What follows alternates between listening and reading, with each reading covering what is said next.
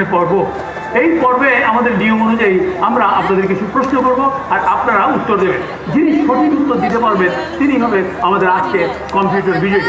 এবং এখানে যারা দর্শক উপস্থিত রয়েছেন তাদের মধ্যে বাঙালি ছাড়াও রয়েছেন অনেক পাহাড়ি সম্প্রদায়। অর্থাৎ আমরা জানি এই শেরপুরে বিভিন্ন সম্প্রদায়ের লোক রয়েছেন গারো, হাজং, কোচ, হদি,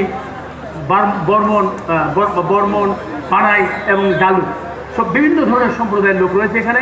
আমরা চেষ্টা করবো আমাদের এই পর্বে এই বিভিন্ন সম্প্রদায় থেকে 4 জন দর্শককে বাছাই করার জন্য।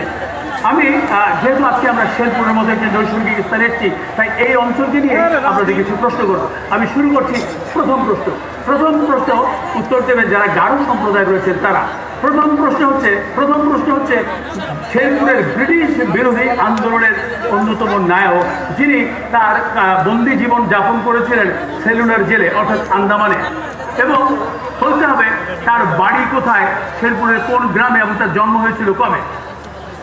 এখানে একজন দেখতে পাচ্ছি, না হয়নি, এখানে একজন।